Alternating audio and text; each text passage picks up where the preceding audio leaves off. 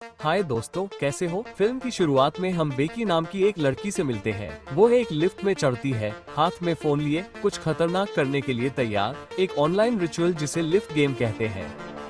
किंवदंती के अनुसार अगर आप लिफ्ट के बटन एक निश्चित क्रम में दबाते हैं तो कुछ भयानक होता है। जब आप 5वीं मंजिल पर पहुंचते हैं तो एक भूतिया महिला दिखाई देती है। नियम सरल लेकिन सख्त है। दरवाजा बंद होने तक अपनी आंखें और मुंह बंद रखें, क्योंकि अगर आपने एक पल के लिए भी उसकी तरफ देखने की हिम्मत की तो वो हमला कर देगी और आप बच नहीं पाएंगे। दरवाजा बंद होने के बाद आपको पहली मंजिल का बटन दबाना होता है, लेकिन आपको नीचे ले जाने के बजाय लिफ्ट सीधे 10वीं मंजिल तक जाती है और एक खूनी लाल दुनिया का दरवाजा खोलती है। बेकी अपने फोन पर सब कुछ रिकॉर्ड कर रही होती है और सीढ़ियों का अनुसरण करती है। वो बटन दबाती है, 5वीं मंजिल पर पहुंचती है और अपनी आंखें बंद कर लेती है। वो अपनी जिज्ञासा को दबाने की कोशिश करती है, लेकिन यह उस पर हावी हो जाती है। दरवाजा बंद होने से ठीक पहले वो झांकती है, फिर जल्दी से वो पहली मंजिल का बटन दबाती है। लिफ्ट बंद हो जाती है। नीचे जाने की बजाय वो और ऊपर चढ़ जाती है। बेकी का दिल तेजी से धड़कने लगता है। शायद ये कहानी सच हो, लेकिन फिर लिफ्ट में गड़बड़ होने लगती है। वो जोर से हिलती है, एक मंजिल से दूसरी मंजिल पर उछलती है और आखिर में 10वीं मंजिल पर रुक जाती है। दरवाजे खुलते हैं, एक अंधेरी दमघोंटू ऊर्जा अंदर आती है। बेकी ठिठक जाती है। वो अब अकेली नहीं है, उसके पीछे एक आकृति खड़ी है। एक भूतिया आवाज फुसफुसाती है, तुम कहाँ जा रही हो? और अगले ही पल भूत उसकी जान ले लेता है। बेकी के गायब होने के महीनों बाद अब हम हाल ही में हाई स्कूल से स्नातक हुए 5 दोस्तों से मिलते हैं। मैडी, क्रिस, इजी, क्लो और केविन। साथ में वे एक छोटा हॉरर चैनल चलाते हैं। स्कूल के दौरान एक मजेदार शौक के रूप में शुरू हुआ, ये धीरे धीरे एक पूर्ण नौकरी में बदल गया, जिससे उन्हें अपने महंगे कॉलेज ट्यूशन को कवर करने में मदद मिली। टीम के निदेशक और प्रबंधक केविन ने शेड्यूलिंग से लेकर प्रायोजकों तक सब कुछ संभाला, लेकिन हाल ही में उनके प्रायोजक खुश नहीं थे। हालिया एपिसोड में उत्पाद की प्लेसमेंट मुश्किल से ही ध्यान देने योग्य थी। गुस्से में आकर उन्होंने दोबारा शूट करने की मांग की। इस बार ये सुनिश्चित करना था कि उत्पाद स्पष्ट रूप से दिखाया जाए। केविन ने उनसे वादा किया कि अगले वीडियो में इसे ठीक कर दिया जाएगा। इसका मतलब था कि ग्रुप को जल्दी से एक और एपिसोड तैयार करना था। दबाव कम करने के लिए केविन किसी नए व्यक्ति को ले आए। रयान, एक कट्टर प्रशंसक जो बिना वेतन के इंटर्न के रूप में शामिल होने के लिए उत्साहित था। हर कोई इसके लिए तैयार नहीं था। ग्रुप की शोधकर्ता क्लो को जल्दबाजी पसंद नहीं थी। उसका तर्क था कि उचित सामग्री के लिए अभिलेखागार को खंगालने के बिना उनकी सामग्री की विश्वसनीयता खो जाएगी। लेकिन केविन ने विरोध किया। उसे एक त्वरित, सस्ता विचार चाहिए था। तभी रयान ने अपनी बात रखी। उसने लिफ्ट गेम का सुझाव दिया, सरल, कम बजट वाला, फिल्माने में आसान, और उसने कहा इसका स्थानीय संबंध भी था। बेकी नाम की लड़की जो यहीं इसी पड़ोस में गायब हो गई थी। क्रिस प्रभावित नहीं हुआ।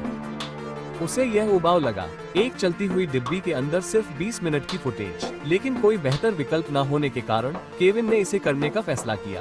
क्लोई ने अभी भी हिचकिचाते हुए रयान को स्टूडियो और छत पर बने वेलनेस एरिया का दौरा कराया। उसने रयान को अपना नंबर भी दिया ताकि अगर उसे मदद की जरूरत हो तो वो उसका इस्तेमाल कर सके। जल्द ही टीम तैयार हो गई। कैमरे और गियर से लैस होकर वे सीधे उसी अपार्टमेंट बिल्डिंग की ओर बढ़े जहां बेकी एक बार गायब हो गई थी। अपने प्रायोजकों को खुश रखने के लिए केविन चाहता था कि शूटिंग के दौरान सभी ब्रांडेड शर्ट पहने। ग्रुप ने तुरंत इस आइडिया को खारिज कर दिया, सिवाय इजी के जो शर्ट पहनने के लिए तैयार हो गई। शनिवार का दिन था और ऑफिस की बिल्डिंग लगभग सुनसान थी। ग्रुप के लिए चुपके से अंदर घुसने के लिए यह एकदम सही जगह थी। रयान इजी को लिफ्ट के अंदर कैमरा लगाने में मदद करता है। कैमरा लगाने के बाद इजी सभी कैमरों को अपने टैबलेट से जोड़ देती है, जिससे उन्हें अंदर हो रही हर चीज की लाइव फीड मिलती है। सेटअप के दौरान क्लोई रयान से कहती है कि उसे इतिहास की बहुत शौक है, इसलिए उसे रिसर्च करना अच्छा लगता है। आखिरकार सब कुछ तैयार हो गया। क्रिस, मैडी और क्लोई लिफ्ट में चढ़ते हैं। क्रिस तुरंत अपने किरदार में ढल जाता है, अपनी हमेशा की तरह ओवर द टॉप एक्टिंग करता है, जबकि मैडी खेल के नियम समझाती है।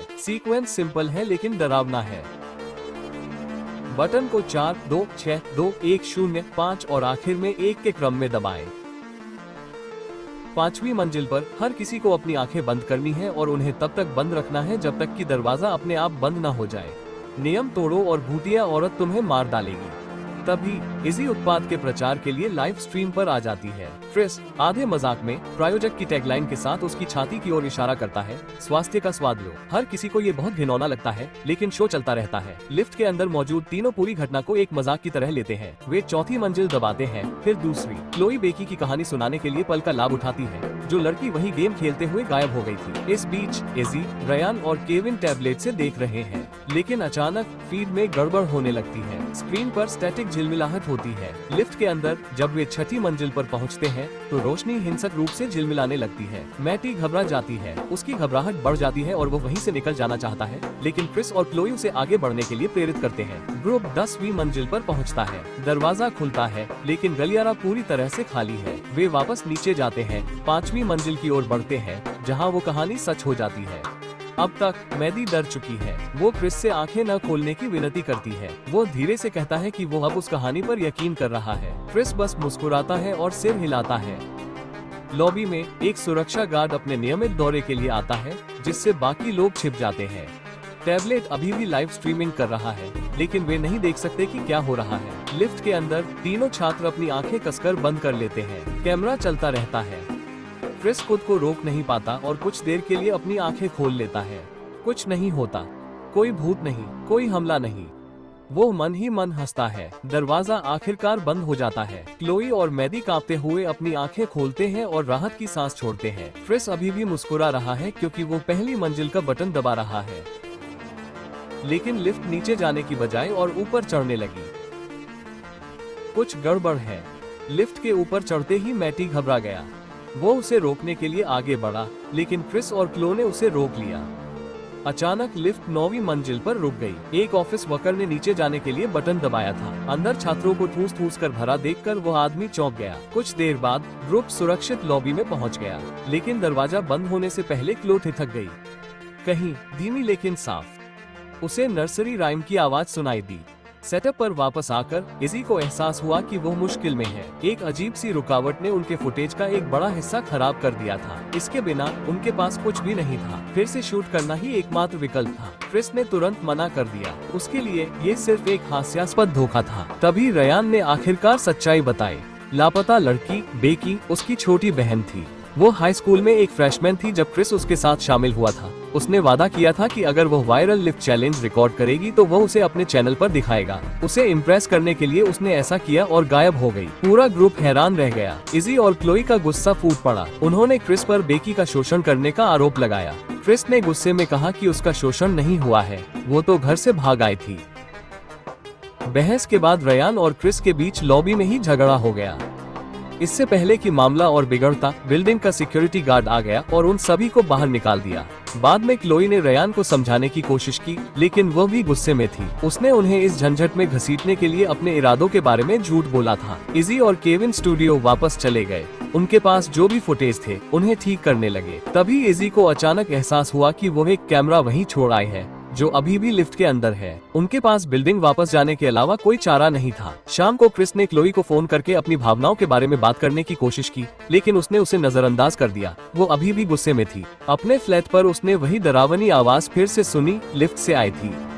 इसी बीच क्रिस अपने अपार्टमेंट की लॉबी में दाखिल हुआ और तभी उसने उसे देखा। भूत, वही औरत जो बेकी के गायब होने पर आई थी। उसने उस पर झपट्टा मारा और उसे वहीं पर लकवा मार गया। उसका शरीर निढाल हो गया। कुछ ही पलों बाद उसने उसे मार डाला। शहर के उस पार मैटी एक बस स्टेशन पर अकेली बैठी थी। बस का इंतजार कर रही थी जो देर से आ रही थी। रयान सोच रहा था कि आगे क्या किया जाए। डर ने उसे रुकने को कहा, लेकिन उसके दिल ने उसे याद दिलाया कि उसकी बहन अभी भी बाहर है। दृढ़ निश्चय करके वो वापस लिफ्ट में गया और बटनों को क्रम से दबाया। 5वीं मंजिल के बाद लिफ्ट नीचे नहीं आई। इसके बजाय वो और ऊपर गई और आखिरकार 10वीं मंजिल पर रुक गई। जब दरवाजे खुले तो रयान एक ऐसी दुनिया में बाहर निकला जो मन लाल चमक से सराबोर थी। यह उसकी अपनी दुनिया जैसी लग रही थी, लेकिन कुछ अलग था। फिर उसने उसे देखा। भूत बाहर उसका इंतजार कर रहा था। एक पल में वह आगे बढ़ी, जिससे रयान को वापस अंदर भागना पड़ा और दरवाजा जोर से बंद कर दिया। मुश्किल से उसकी पकड़ से छूटा। सामान्य दुनिया में वापस आकर इज़ी और केविन ने खोया हुआ कैमरा वापस पा लिया था, लेकिन जाने के बजाय इज़ी ने सुझाव दिया कि वे खुद ही मजे के लिए गेम ट्राई करें। केविन हिचकिचाया, लेकिन साथ चला गया। 5वीं मंजिल पर उन्होंने अपनी आंखें बंद नहीं की। इज़ी ने इस किंवदंती का मजाक उड़ाते हुए हंसी, लेकिन उसकी मुस्कान फीकी पड़ गई क्योंकि भूत केविन के पीछे दिखाई दिया। एक तेज गति से उसका हाथ उसके मुंह में घुस गया, जिससे इज़ी पर खून की बौछार हो गई। इससे पहले कि वो कुछ समझ पाती, भूत ने उस पर भी हमला कर दिया। कैमरे ने सब कुछ कैद कर लिया। कुछ ही देर बाद लिफ्ट उनके खून से सने रिकॉर्डिंग को 10वीं मंजिल तक ले गई, जहां रयान उनका इंतजार कर रहा था। वो जल्दी से अंदर गया और देखा कि इज़ी का कैमरा उनकी मौत की भयावहता को दिखा रहा था, लेकिन उनके शरीर गायब थे। इस बीच क्लोई अपने शोध में डूबी हुई थी। जितना वो पढ़ती गई उतना ही यह स्पष्ट होता गया, बेकी अकेली शिकार नहीं थी। इस भयानक खेल को खेलने के बाद कई और लड़कियां गायब हो गई थी। कुछ ही देर बाद क्लोई को रयान का एक घबराया हुआ फोन आया। घबराए और हौंफते हुए उसने मैडी को वो सब बताया जो उसने देखा था। मैडी ने उससे ऑफिस बिल्डिंग के अंदर वेलनेस सेंटर में मिलने को कहा। इस बीच मैडी खुद मुसीबत में थी। भूत के डर से वो डर के मारे सड़कों पर भाग रहा था। हताश होकर उसने क्लो को फोन किया, जिसने उसे ऑफिस में आने को कहा। रास्ते में मैटी एक रेस्टोरेंट में घुस गया और जो कुछ भी उसे मिल सका उसे उठाने लगा। नमक, एक दीपक, कुछ भी जो मददगार हो सकता था। वो एक सुरक्षा घेरा बनाना चाहता था, जैसा उसने एक बार हॉरर शो में देखा था। लेकिन अंदर ही अंदर उसे पता था कि ये सब बस अंदाजे थे। भूत ने फिर उसका पीछा किया, जिससे वो मुश्किल में पड़ गया। वेलनेस सेंटर में रयान ने क्लो को सारी सच्चाई बता दी। उसने उसे गेम के बारे में बताया, लाल दुनिया में उसने क्या देखा, और फिर उसे इजी का कैमरा दे दिया। रिकॉर्डिंग देखकर क्लो हिल गई। उसने तुरंत पुलिस के पास जाने का सुझाव दिया, लेकिन तभी उसकी नजर मैटी द्वारा फर्श पर बनाए गए एक अजीब घेरे पर पड़ी। मैटी लड़खड़ाता हुआ अंदर आया और उन्हें अपने साथ हुई घटनाओं के बारे में बताया, लेकिन क्लोई को अभी भी यकीन नहीं हुआ। उसके लिए यह इंटरनेट पर फैला एक झूठ था।